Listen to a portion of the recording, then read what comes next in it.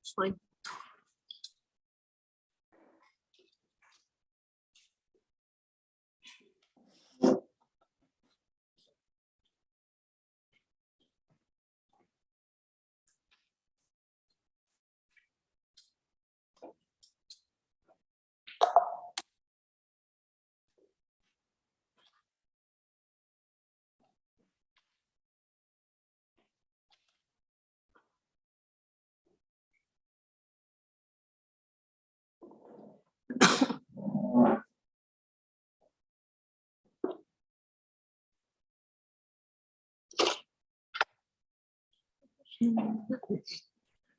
Yeah, I just remember me.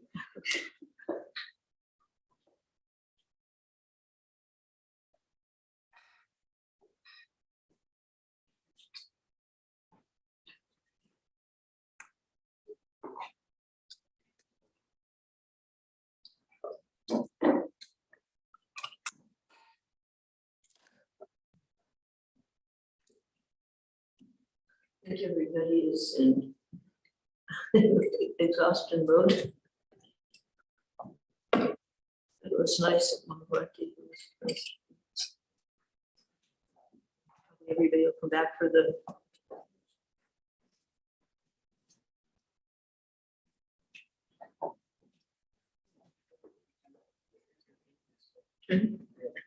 okay. Could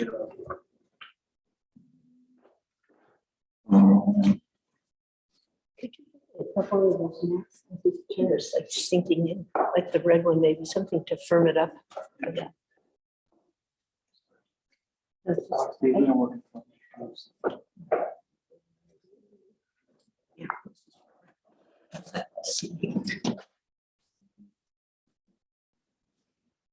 Okay, so for the pleasure of their lordships, the devotional Bhajan Jai Radha Madhava.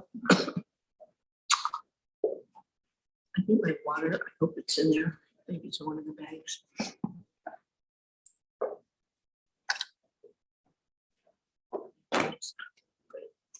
No, I'm Yeah, thanks.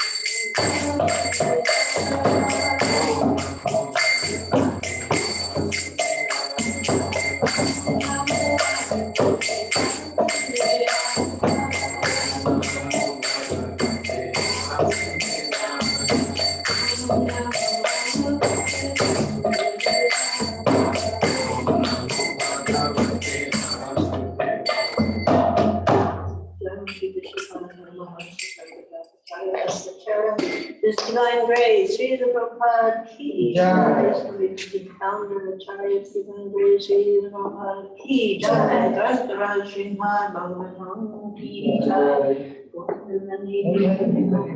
all glories, all glories, all glories, we assemble devotees. All glories, all glories, all glories to the Lord of Sri, the Sri Guru, the Sri Guru. Good morning to those who are here, to those who may be here online, and to those who may be thinking about being here but haven't quite made this. Just say a few words before beginning. Bhagavatam talk word. Because today is his disappearance day. So it was quite an interesting personality. One of the Vadash Gopals, a very dear associate.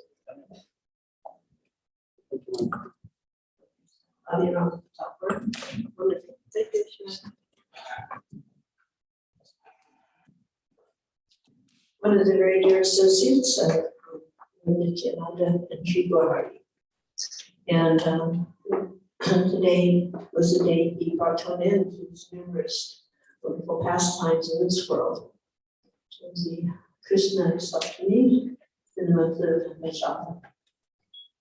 So, Abhidharma Thakur is none other than Sri Ram Shaka in Golok Vrindavan pastimes. And how he ended up in this Leela with Lord Chaitanya is a very sweet pastime in itself. So Krishna and Balaram can say once upon a time. One time Prabhupada was prefaced to class, once upon a time. Somebody asked after class, what does that mean? Once upon a time. Very long time ago that we cannot calculate, we cannot imagine this word used to. So once upon a time, Krishna and Balaram, they were playing hide and seek with the Gopas in the caves of Govardhan. Actually, just thinking about the caves of Govardhan, anyway, it's quite wonderful because we might think, how many of you have been to Govardhan? And how many caves have you seen? How many caves have you actually entered into? None. Yeah. And you hear get a little off track there. You hear the beautiful description of Govardhan, the grass, right? Beautiful grass and tulsis. And there's jewels, there's running streams. And you may be wondering,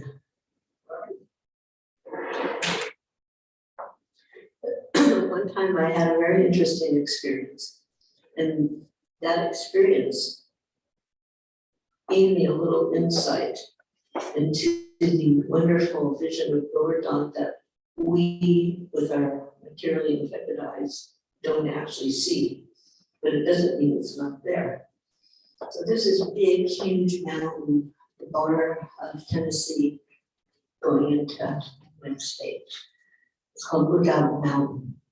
It was very famous during different wars, like maybe wars with Indians and wars in the States, because it, as it said, look out and see far into the distance. And at the bottom, there's a river and a humongous cave. The Native American Indians, before the settlers decimated them all, would go there and have their secret ceremonies. In their own way, they were very famous people. So this fellow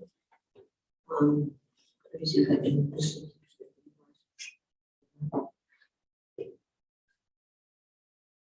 So this fellow, filthy rich, as we say, unlimited money. Just like David Mundir, the fellow who built that filthy rich, unlimited resources of money, so he could just make this incredible building, which now you're, have to take care of, and it's almost impossible because it was using just way beyond one's means to the electrical system, the plumbing system, some of these systems, there's even, it's closed off now, there's an underground entrance over to where the pool used to be, which I had filled in for safety. And anyways, money can do a lot of interesting things. But we shouldn't think we can't serve Krishna if we're not rich, just by the way. So he had this idea to drill down from the top of the mountain, build an elevator shaft and go to the bottom, make like a tourist attraction. How many of you keep up with the news in India, specifically in the Govardhan area? Well, if you keep up the news this week, we've been hearing this, by the way, it's not like, oh, what a surprise, but the surprise is it's actually happening. Helicopter service to Govardhan and Vrindavan. Oh, get on the rant about that, but it's like, here's something beautiful, here's something natural, here's something godly. Helicopter service from Delhi. Anyway, if you've ever been around it, the helicopter comes to our Rath Yatra every year, right? And it's kind of like when it's coming down, it's, of course it doesn't land, but it's right over our heads. And, everything's getting blown everywhere, including the Roth car. But then the flower petals come out, so, well, they're not going to be depositing flower petals, which would be nice. No, they're pretty tourists. And worse than that, they're making a golf course by Govardhan, so they're bringing in golfers. That's, cover your eyes too. Anyways, so this guy had that idea. He's going to drill down and he's going to make this, bring tourists down to the bottom of the mountain where the, river is. But then something interesting happened. So he has this whole crew of people, and they're going down, and one day they came up a little early. They found there was suddenly a space in the middle of the mountain, space, which, the mountain's like this solid rock. Suddenly there's a space. What is it? I don't know. So get those hats with lights on, and they couldn't, you could almost a little bit stand up, but mostly had to crawl on your belly. So there's this filthy rich man with his crawling on his belly in the middle of the mountain, and those people are crawling after him. And all of a sudden, they hear this big sound. They're not quite sure what it is, and when they get there, it's in the middle of a mountain. There's this huge waterfall falling into a beautiful, clear pool, but they couldn't even figure out how deep that pool was. Who would have known? There was no indication externally, and all kinds of other interesting things, but that was a culmination. Who would have known? So when we did that, I took when we were on our way to Panipati Festival in Atlanta, we took a little detour stop, take prasadam, and let's check this out. And I thought, what's pretty is, as soon as that we got to that part, because it dimmed the lights, now you can walk, follow your guide, they dimmed the lights. And we heard the noise, and the light went off for a minute, and then we kept walking, and then all of a sudden the lights went on, and there was that. And we just burst out. I mean, it was like spontaneous. Oh, and money, there's this wonderful energy being used. But I was thinking, yes, this is it.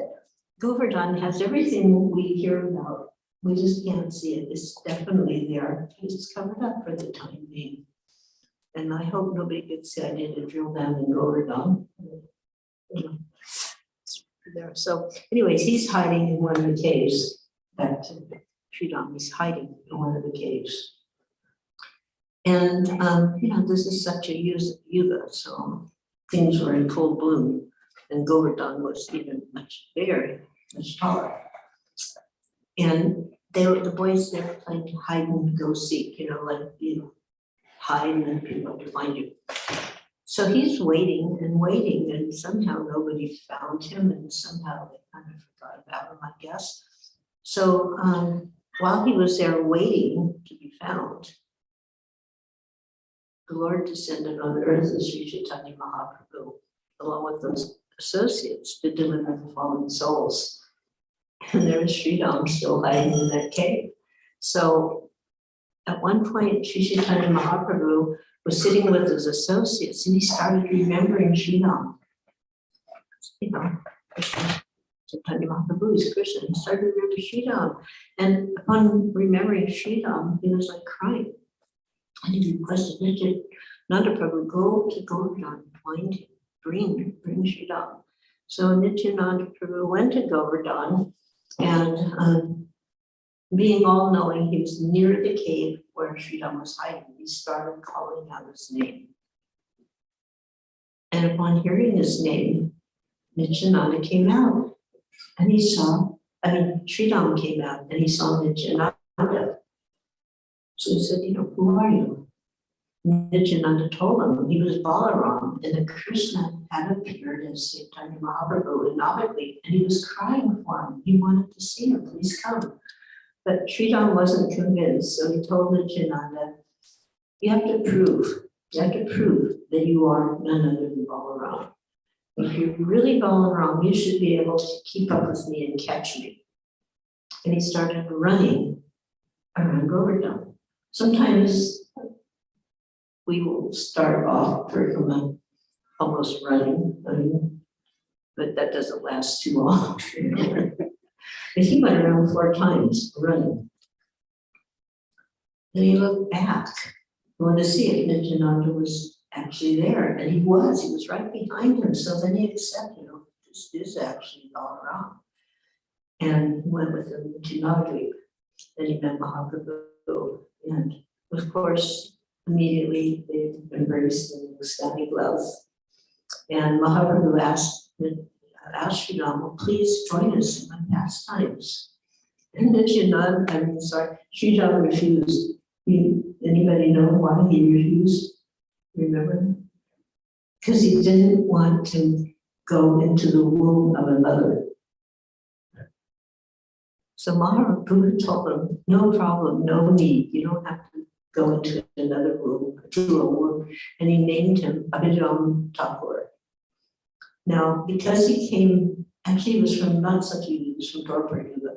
And in Dwarpar Yuga, people were of a much larger size. So he was also of that Dwarpar Yuga size. So then Mahaprabhu, he named him Abhiram Thakur. And then he reduced him in size to the human Kali Yuga size. And Abhiram Thakur then joined the Lord's pastimes, and he was particularly dear to Nityananda. And the distinction was that he had a whip. I don't know maybe somebody knows of anybody else in Mahaprabhu's pastimes carried a whip. Anyway, he had this whip named Jai Mangal. And when with the whip, he would bestow Krishna prema. So once he had a dream, and in the dream, Krishna came to him and told him that Krishna was like covered in earth, and he told him to excavate him from where he was buried, bring him out. So Abhiram Thakur he did that, and he started worshiping Gopinath in Kanakula Krishna Nagar, which was where he was residing. So after performing other amazing pastimes, Abhiram Thakur, who is also known as Ram Das, he brought his pastimes to a close on this auspicious day. Ram Thakur, Ki Jai. It's also the beginning of Tulsi Jaladan.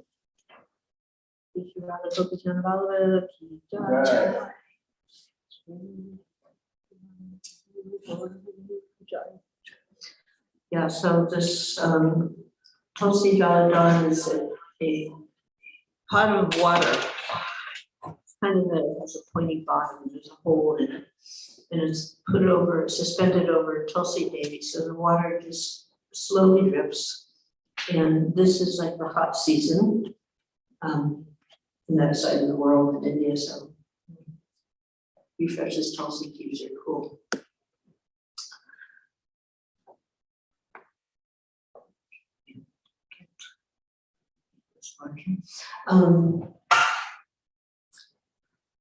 So Goldfish River mentioned this morning that the Kirtan festival is going to continue. So I wanted to speak specifically about Kirtan, and it's not going to be anything of my own little tiny pea brain. I will be sharing some instructions from His Divine Grace.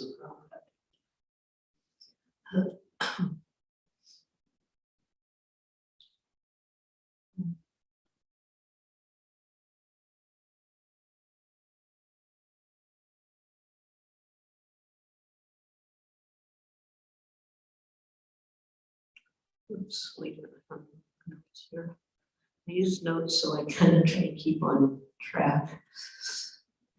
Yes. So specifically, I want to discuss Kirtan standards. There are standards. Srila Prabhupada, he did give standards for us to follow in Kirtan. And we all know chanting Hare, there's no hard and fast rules. At the same time, there's some standards, and it's good if we're aware of them. I just shared something today with the room, which I'll mention later on. So it's not like we have to do everything precisely and exactly as it was in the 60s and the 70s. But at the same time, neither is anything goes. Initially, there was more of a relaxed atmosphere because we didn't have seniors. The only senior devotee was Srila Prabhupada. He wasn't everywhere at all times. He was just so happy that people were actually taking to chanting. But once there was some seriousness among the little band of followers, and he started introducing, just like I told you yesterday, initially there weren't even any Brahmins when Lord Chaitanya, when Lord Jagannath appeared. But, that didn't last forever. From the TLC, the 18th chapter, from the conversation with Prabhupada, the last parting words of the chapter, Prabhupada instructs and writes that chanting of the holy name is so powerful that it gradually establishes its supremacy above everything in the world.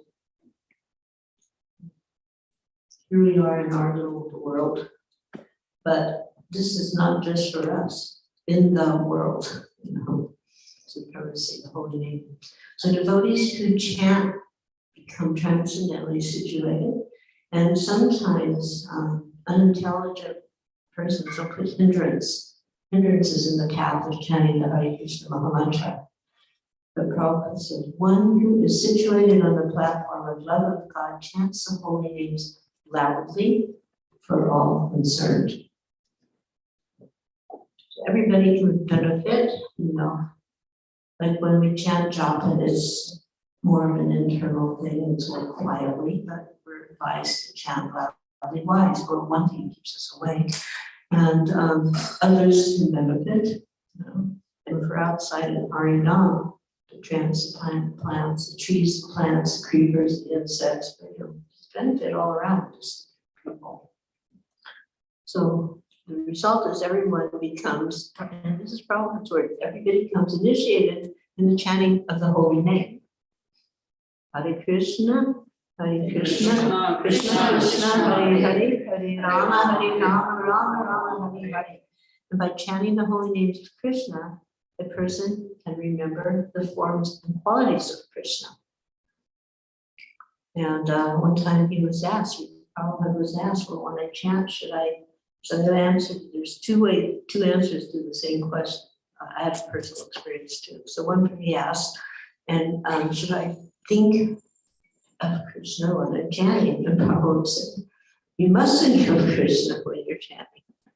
And what happens is that then by chanting this constant chanting and hearing, because the hearing is part of the chanting, then you remember the forms and qualities of Krishna. So I asked Prabhupada one time as a very young devotee, and then this was 67, so it goes way back. What should I think about when I chant? And he goes, think, no think, hear. Because we can think of so many things. So he wanted us to get into a state of purification. You know? How could we think of Krishna if we didn't even, like at that point, didn't really know much about Krishna at all? But Krishna is so perfect and so powerful by chanting his own names, we will get to know him. But so, that hearing is really important. So the following is instructions that were contained in a letter. And he mentions that the prayers offered by Lord Brahma to Lord Vishnu are not ordinary concocted prayers. Prayers must be approved by Vedic literature. So he said, in our Krishna consciousness movement, we do not allow any song that has not been approved or sung by bona fide devotees. We cannot allow cinema songs to be sung in the temple, for example. And so it was when we first came to India, there was a very famous movie, and Hare Krishna, Hare Ram, Hare Krishna, they couldn't be listening, but everybody was singing, at least they were chanting. The plot wasn't so good, but at least, so people would see us, and it actually kind of gave them, on one hand, at first people were confused, were we part of the movie, but then it came to realize we weren't, but it provided a little recognition for us. So then he goes on with instructions. Generally, we sing two songs. One is Sri Krishna Chaitanya Prabhu Nityananda Sri Advaita Gadadhar Shivasri Gaur Bhakta. This is bona fide. It's always mentioned in the Chaitanya Charitamrita, and it is accepted by the acharyas. That's our gold standard. And the other, of course, the Maha Mantra, and he spelled it out again. Hare Krishna, Krishna, Krishna, Hare Hare, Hare Rama, Hare Rama, Hare Hare. So, this is one little letter, already twice getting the Maha Mantra fully spelled out. And then he said, we may also sing songs of Narottam Das Thakur, Bhaktivinoda Thakur, Lotan Das Thakur. But these two songs, Sri Krishna Chaitanya and the Hare Krishna Maha Mantra, are sufficient to please the Supreme Personality of Godhead, although we cannot see him. Then he quoted from the purport of 8:525 that in our temple strictly, well, this came later, but in our temple strictly, Hare Krishna chanting should be given more importance. There's no harm in the mantra you have heard. That is very important. It is not very important. So there was a particular question, and he's responding to that question that came in the letter to him. So this is all, happening there. There are many such common songs composed by common devotees out of sentiment. But our principle is to stick to the authorities and always remember that Hare Krishna is the prime authorized mantra. Letter to Mamata Devi Dasi in 28th of January 1969. So we were in England and we were getting exposed to, to all kinds of things that we hadn't been exposed to previously. So I would write, find out, whether this is all right, is it, Prabhupada explained how there are sahajas, and they don't know the importance of the Tattva. They concoct their own slogans, such as Bhajanita Gaur Radhe Sham Japa Hare Krishna Hare Ram. I don't know if you've heard that, or variations of that. And you may be thinking, what's the problem? There's Krishna, there's, but concoction.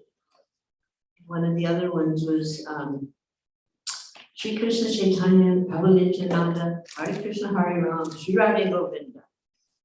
Did that a lot too. Such chants, so Prabhupada's thinking, may be good poetry, but they cannot help us move forward in devotional service. In such chants, there are also many discrepancies, and so which need not be discussed here. So but the point is clear, and Prabhupada is giving these instructions because he knew that sooner or later, the later is now come. It's not sooner or later, the once is here. So one should not foolishly, this is from the lecture of Bhagavatam in November of 72. At that time we were there as during Kartik, and we were in our mandir out by the Samadhis, Prabhupada speaking. So one should not foolishly adopt any of the slogans concocted by imaginative devotees. If one actually wants to derive the benefit of chanting, one must strictly follow the acharyas. This is confirmed in the Bhagavatam. Mahajano Yina Kata Sampata. The real path of progress is that which is traversed by great acharyas and authorities. It's also in the Adi Lila, quoted 7168. So the Prabhupada said, we cannot follow an upstart manufacturing some song. What is authorized, that we will sing. And a letter to Shamsiddhar. Authorized songs means the songs which are sung are composed by self-realized acharyas. It's an injunction in the Vaishnava regulations that unauthorized songs or statements should never be heard. The comparison is given that milk, although very nutritious, if it's touched by the lip of a serpent, it acts like poison. We may not even be able to understand that, but I hope nobody's so foolish you're going to stick a snake in milk. So you can really work. We have it here.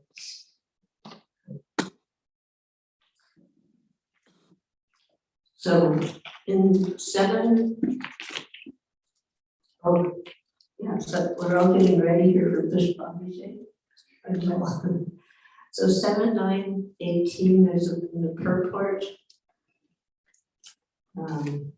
Again, here's the same instruction. One should chant the bona fide songs received in disciplic succession. In the Bhagavad Gita, it is said that the chanting is powerful when one follows the disciplic succession.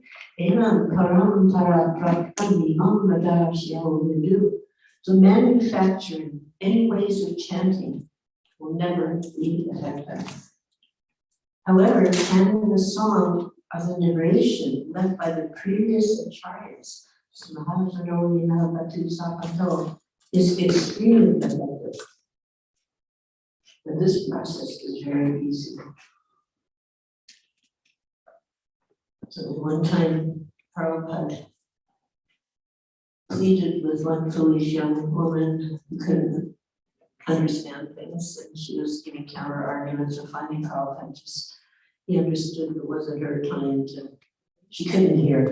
So I just looked at her so kindly, and she was listening to all nonsense. He just looked at her and he goes, I have only brought one medicine, please take it. And he started, Hare Krishna, Hare Krishna. So when you get medicine from the doctor, he doesn't hand you a bottle. No, there's instructions how to take this medicine so it will be effective. So what I'm giving you is Prabhupada has given the prescription And now, and he's also giving the instructions, but we have to know what those instructions are, And then when you go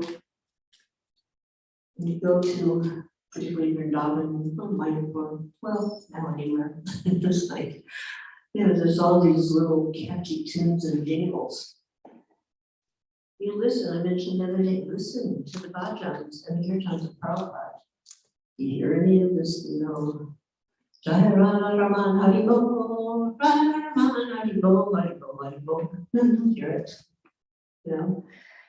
Govinda Bo, Hari, Gopala Bo, Hari, you don't hear it. So, as Prabhupada said, it makes so nice in terms of poetry. But if we want to be effective, follow the acharyas. In fact, he spelled it out. It was don't concoct mantras. So it was in September of 76 or Vrindavan. And Arisari Prabhu, how many of you are familiar with Arisari's Transcendental Diaries? A lot of nectar there. So this is from the first volume, and you can also hear this in I don't know if we have folio anymore in the database. Anyway, Prabhupada, he instructed, offense is that what is spoken by the acharya and don't follow, that's an offense. So this was kind of like what I was talking about for today. Is that we have the perfect song, for Guru Puja, in the middle there was an insertion. Those insertions, the perfect thing is perfect poetry by the perfect acharya. So we don't put anything, in it. We can say some extra line afterward, but we don't insert. So that's an offense. There's Guru Avatya. So Prabhupada said the chant Gaurnitai is no offense, but if our previous acharyas have chanted Sri Krishna Chaitanya Prabhu Nityananda then why should we go beyond that? And then in Mumbai, Sitaram, Lakshman, and Hanuman were installed. And the devotees got in this habit of suddenly bringing the whole kirtan over Lord Ram, Sita, Hanuman, Lakshman were suddenly everything were over there, and they started singing, Jati Param, Lakshman, Hanuman, nothing wrong inherently. In fact, in 67, Prabhupada was present for the appearance of Ramchandra. And he goes, do you know this? And he chanted, Sitaram, he chanted softly. And then he goes, harmonium, can somebody, I will chant, you follow harmonium, and they all said, well, I faked it. I didn't know how to play the harmonium, but I faked it, so it was dedicated, and we chanted this. There were no DVDs at that point. So on special occasions, we may break out with these, but otherwise he stopped it in Bombay when they were like taking over there. And the instruction was the names, all of Krishna's names, or their names, are also included. They're included in the Mahamantra. Therefore, further chanting was unnecessary. And the same with, Jagannath Swami. He also taught us that one. So it's not like we can't chant them, but our focus is on the Hare Krishna Mahamantra. Not that we make a kirtan out of those. You can sing, a couple times, 3 times, but not to make full kirtan. So here's another one. This is a big one because it's like lost in time, just like once upon a time, it's a very long time ago.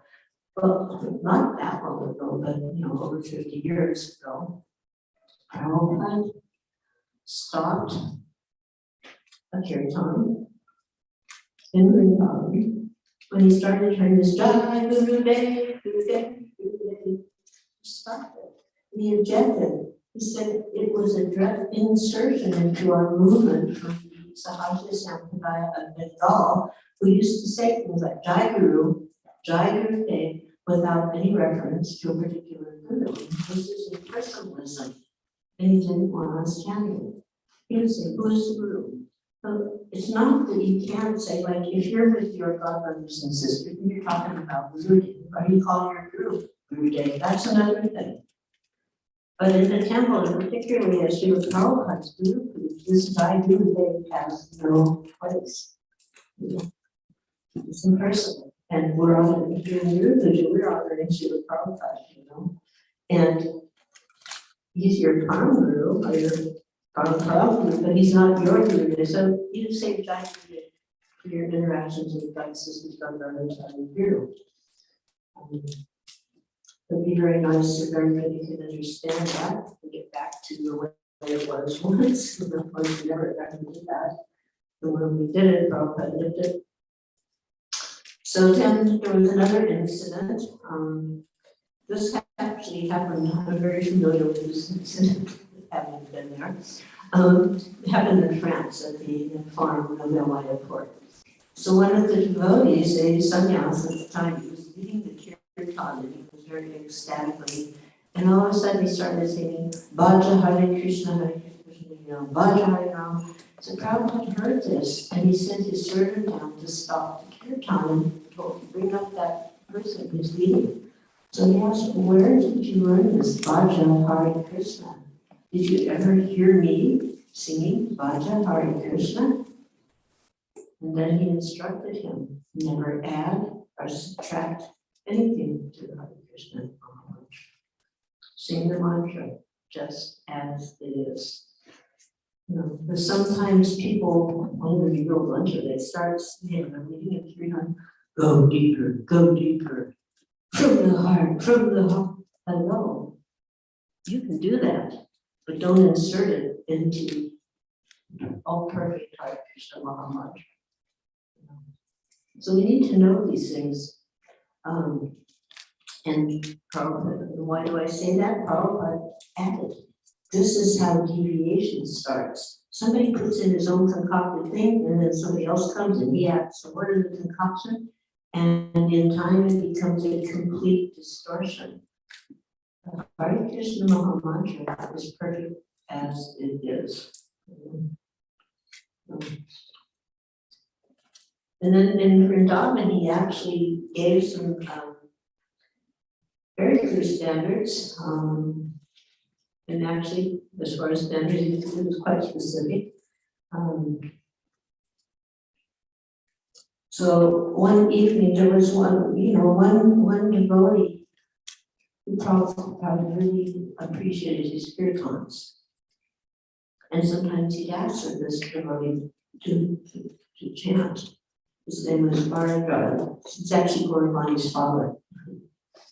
And so he heard him chanting something, but it was a variation on something that we did chant under Prabhupada's direction. We have Krishna, Krishna, Krishna, Krishna, Krishna, Krishna, Krishna. Hey, no problem there. But he was chanting Gora, Gora, Gora, Gora, Gora, Gora, Gora. Hey. So, where did this come from? So he kind of said he got it from a book by Gopalbhatta Goswami. But Prabhupada said he didn't want to hear that in the temple again. And he then gave some specific kirtan instructions. And he said, I want to establish standards for kirtan. So you may also chant as follows. This is based on the morning program, but you get the idea. So for Mangal Arati, the Shamsara prayer, and Sri Krishna Chaitanya Prabhu Nityananda, then Hare Krishna, nothing else. And conversely, just while we're on it, he wanted what used to call the morning melody, the morning tune.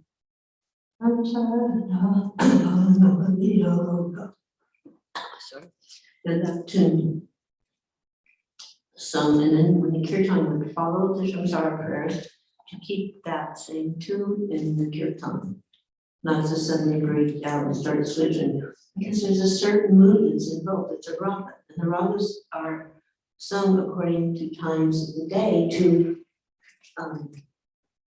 reflect the time of the day. So this the morning too, morning raga. And so in Samsara Prayer, Shri Krishna Chaitanya Hare Krishna Mahamantra was also sometimes we chant the one my brain's where Chaitanya's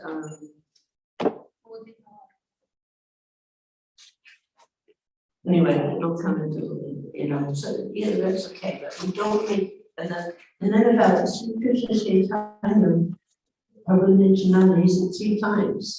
Only 3 times, because sometimes you get people doing a complete kirtan. I've counted 7 times, sometimes.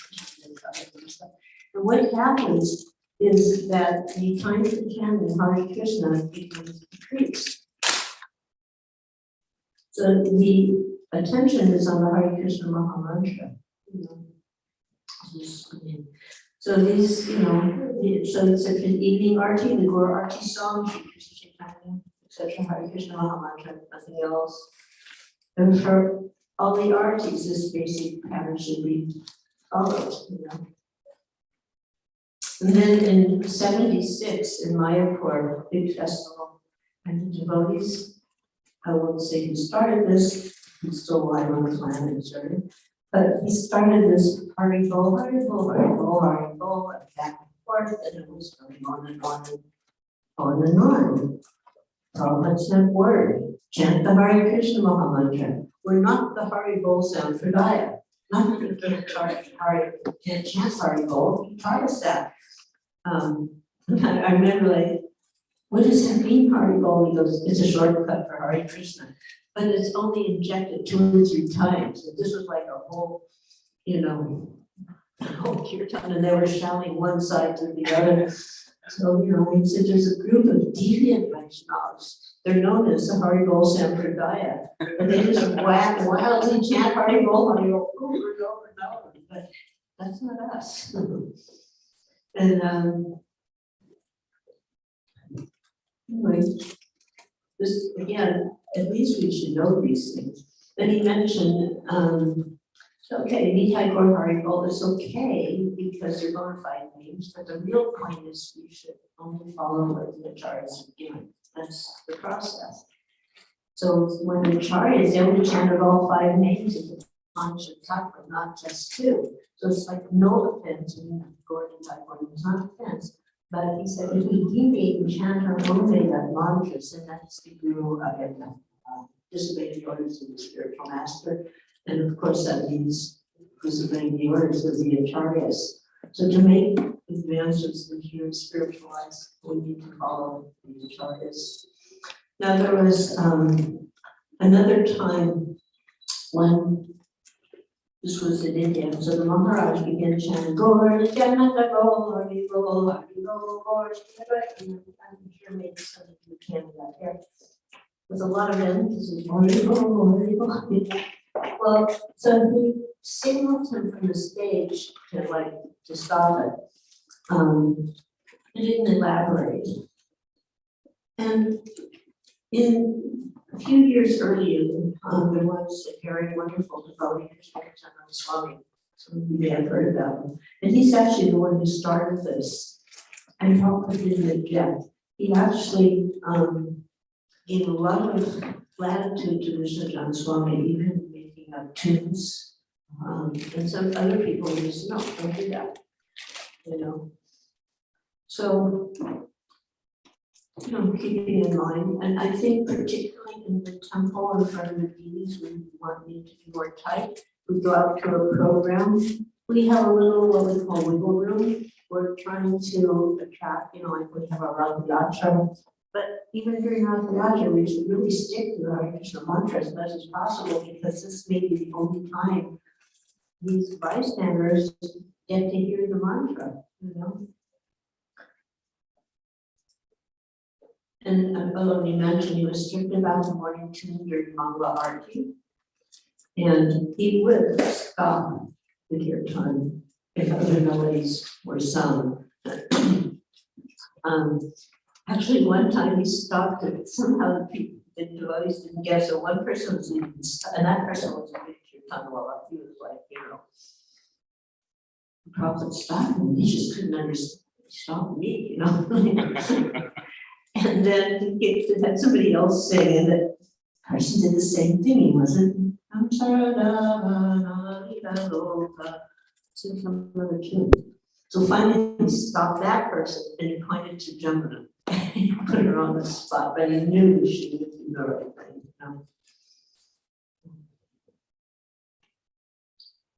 thing. So another one was the Jai Radhe. I'll challenge anybody.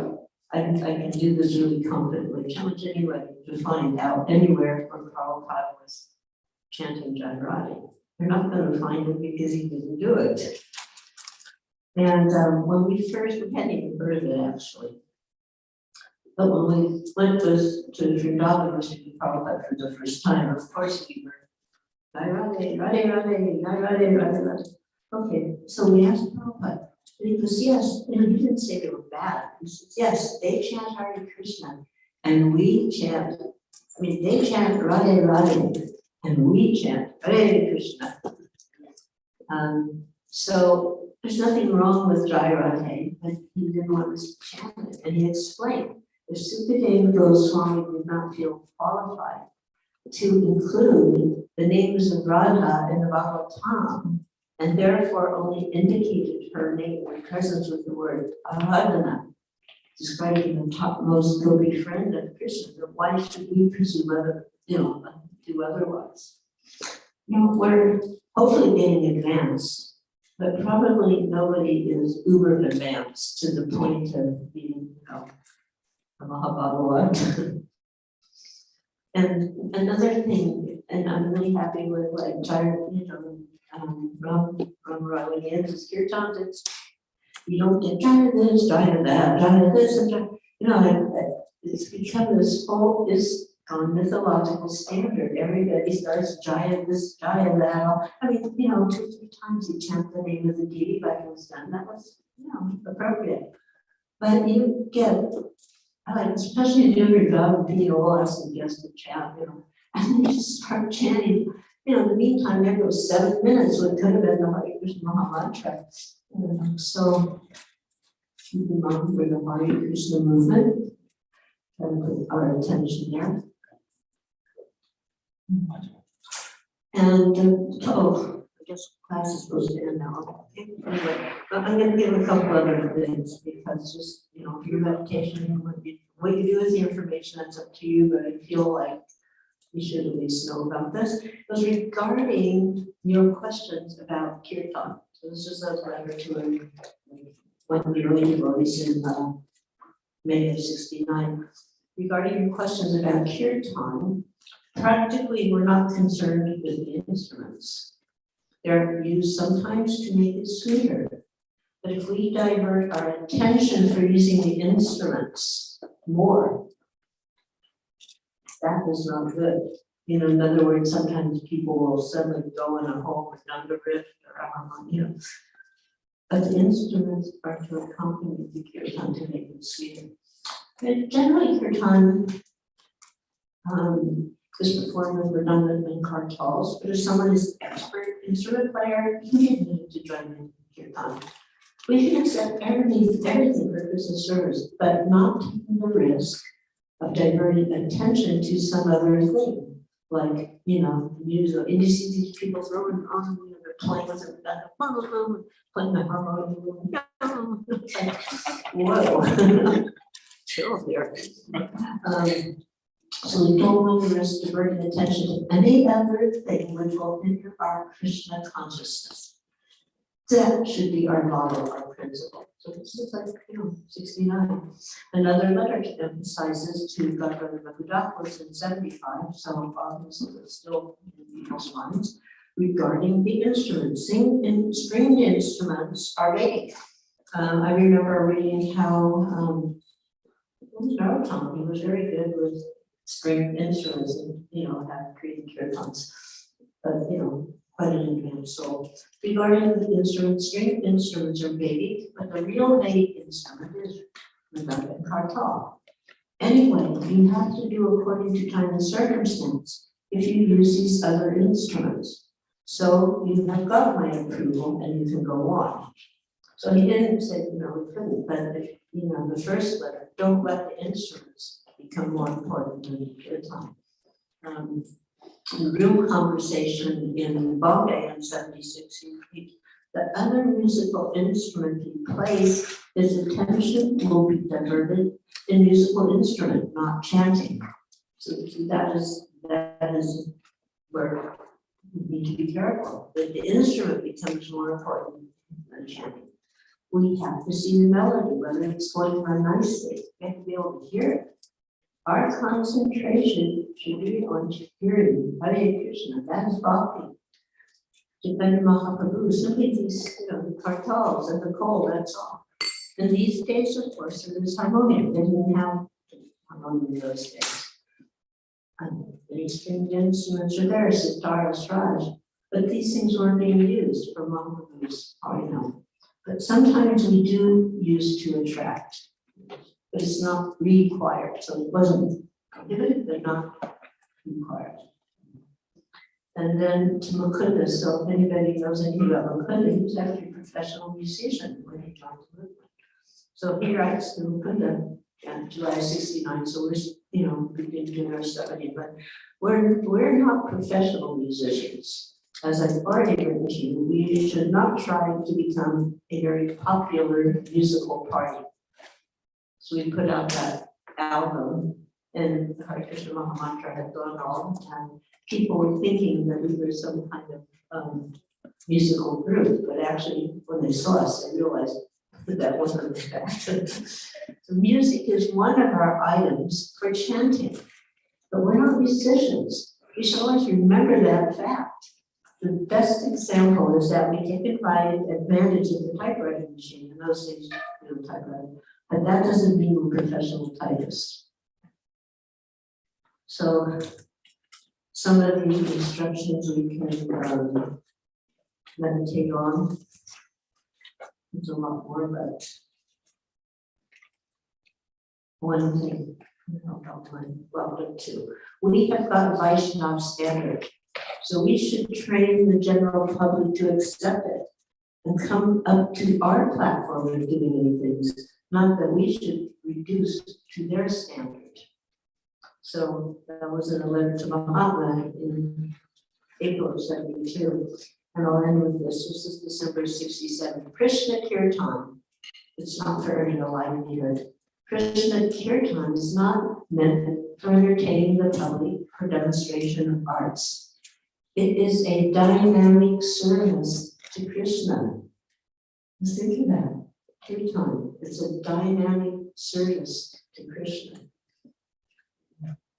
We do not therefore mind so much about the artistic presentation of Krishna Kirtan.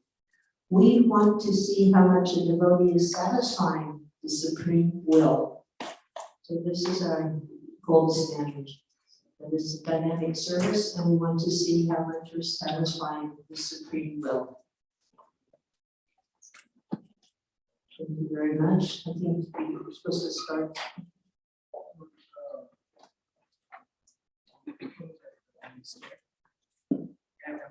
I visited like mantra. In that Vishnu Bhakti Pradeshti that was our thought. And that we said we are not worshippers of Krishna, we are worshippers of Krishna. You got to say Krishna Bhakti Pradeshti. What is the stand? Srila Prabhupada wrote, Vishnu Krishna, it's okay.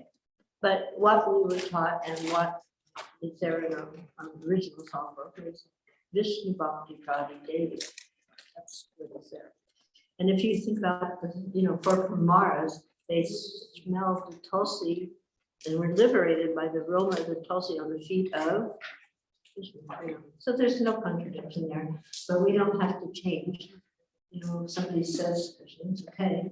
But again, we're most secure when we follow the authorities. And for us to give our grace to other people can have other things. I'm talking about us. Thank you, Mark. This is very nice class. Very important points you shared. I heard similar class a few years ago. His Holiness Jayadeva Maharaj mentioned. Who? His Holiness Jayadeva Maharaj. Yeah, Jayadeva and myself, we were kind of on a parallel train here. So We share concerns about things kind of falling off the rails. Yeah, he was also very strongly mentioning these points. And some people, they were not very, seemed like happy with it. Some senior people also, they were mentioning. So you mentioned about Panchatattva mantra, Jai Shri Krishna Chaitanya, Prabhu Nityananda, Yeah, I was quoting Prabhupada. So you can't blame it on me. So Panchatattva mantra and the Hare Krishna mantra. And then my question was like the standard right now, like many places they will expect you to towards the end of the Gita tell about like say that Jai Shri Radha or whatever the deities are for here. That's kind of the standard to end with that. Is that something? There's nothing wrong with that per se. Just keep it short. Don't make a kirtan out of the names of everybody. Seeing the nuns the other day when I was in New Vrindavan, somebody, it was the end of the kirtan. And he kept going on, and he kept going on with every deity and every ISKCON deity. And okay, very nice, but it's not required. Prabhupada never jived anything again. He just like kirtan, crisp, And if you again study his kirtans, you'll see that. If you listen to the kirtan that we did, recorded by George Harrison, so it was like 2 minutes and something. We had this amount of time to make a kirtan, and we just listened to Prabhupada's kirtans and we followed that example, which is he started out kind of slow. In fact, we started out with the hands. Prabhupada quite often these are instruments, by the way. Yeah. And then he would gradually do the kirtan and the kartals and the mridanga, one or the other. And then he kept a very steady pattern, a very steady rhythm. And then right toward the end, he would like pick it up and then, But he gave you time to actually meditate and hear the holy name. When you're constantly going so fast, you can't even properly chant, can't even breathe. And then, where's the hearing? You're not even hearing, you're hearing climbing. Prabhupada one time criticized he says simply climbing. We need to be able to hear and meditate on the Hare Krishna Maha Mantra. So, keep that in mind. And sometimes, okay, the kirtans get a little wild.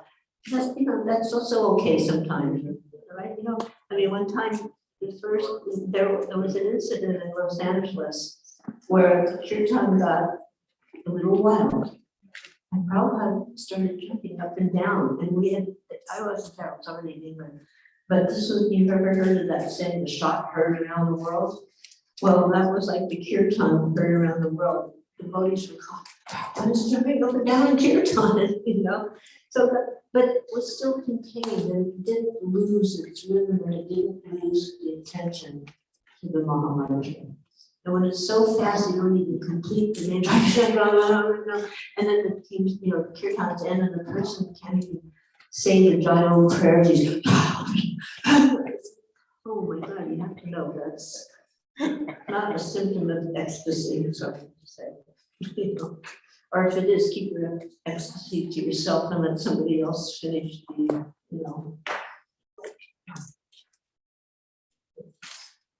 So that is. There are devotees online also. Oh, Hare Krishna devotees online. Devotees on Zoom, do you have any questions?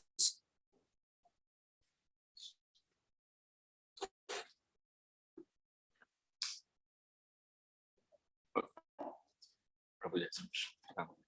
Well, I can't answer your question. Well, maybe he's gonna make the statement, not a question. Prabhupada instituted and desired there to be 24-hour kirtan in Vrindavan and Mayapur. And also, when the question was brought in, how about all the centers around the world? And why not? And this is a tradition in our sampradaya. It's not just something that's Prabhupada. So the experience of being in nonstop Hare Krishna Maha Mantra chanting is very important for all those to have. And if they have that, then they'll be completely satisfied with that experience, and they won't have the need to go through this, that, and it's actually a standard of Kandanam, Harinam, Sankirtan. And so we should get that experience.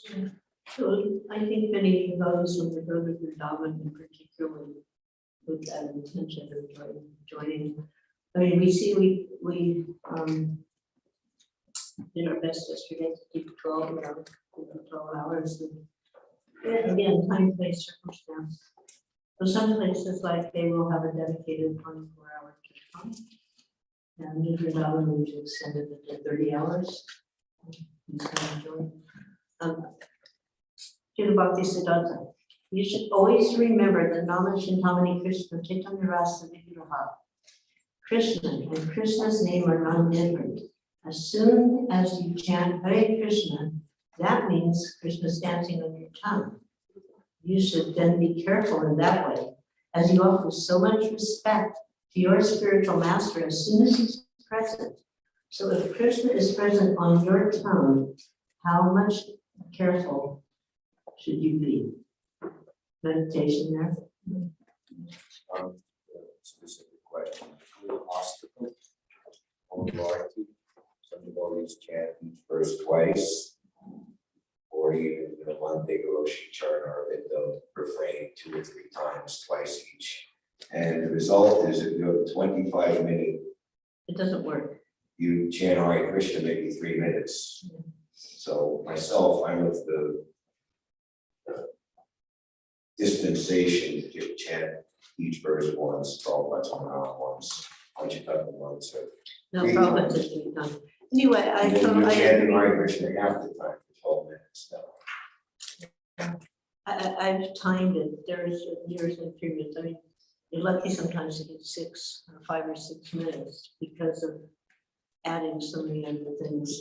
But Prabhupada did also chant 2 lines, each line twice. Yeah, it's on the recording, but I don't know what the rest of it. But if we just keep in mind that the Hare Krishna Maha Mantra should be in comments, then we will automatically be able to adjust.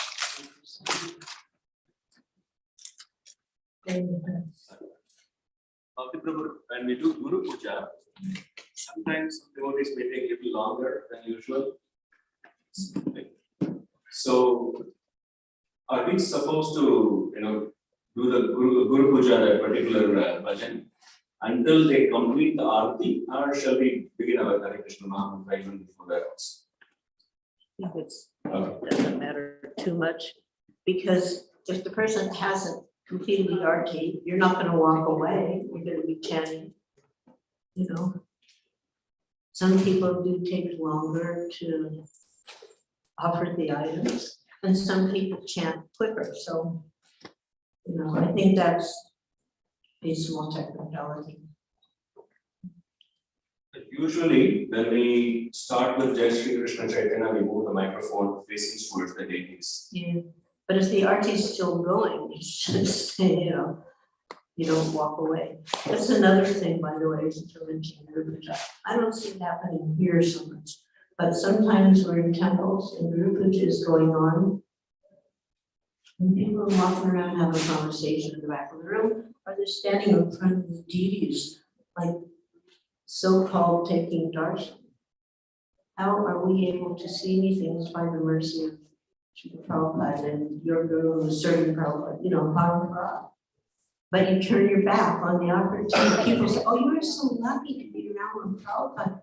So Prabhupada's right here, and we are having the opportunity to hear his glories, to offer some petals, to make obeisances, to join the kirtan. Don't turn our back when we think we're going to see the deities.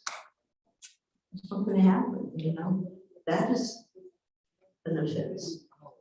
And I see this all the time, in various settings. We need to be a little careful, a little bit diligent. It's not optional. It is as important as Mangalarti, And even if you can't come to the temple for Mangalarti, you can do that in your homes. So we're not limited to, but here Krishna has given us an opportunity, because obviously the deity in the temple is a little more potent and powerful than our home deities, who have to, quite often we have to make some little adjustments here and there, but it's okay, it's at home. Krishna in the temple's his house, we're his guests. In the home, Krishna is our guest. So the dynamic is a little different. Thank you so much, Malti Prabhu, for such a wonderful class. As a parent, you've taught us so many important aspects. We're very, very grateful. I praise Malti Prabhu ki jai. So, One question. Right now, you see so many new tunes coming in, like outside, and they try to put that with Hare Krishna mantra. How is that? I don't know. Like, how do we take on that kind of stuff? so I don't quite. Like Hare Krishna tunes, not Hare Krishna tunes, outside, there's so many new songs which come outside musicians, and some of our devotees try to copy the tune and add Hare Krishna mantra to that. Yeah. Well, one way to look at that, Mr. Jenny Mercury, you can say like that. In the temple, keep it pure. Outside, we're having a program, around the altar, or home, within reasonable. The main thing is, as I mentioned, is don't divert attention from the name. Means diverting attention from Krishna. And now these common songs, what kind of energy were they representing? Think about that. So we're going to take that energy, okay, we'll tag it, we'll add Krishna on, but it's not coming from a pure place. And we're not so pure. So that energy is going to be subtly or not so subtly inserted into the vibration. So we have to be careful. Thank you. Okay, so we're going to continue the kirtan now? Yes.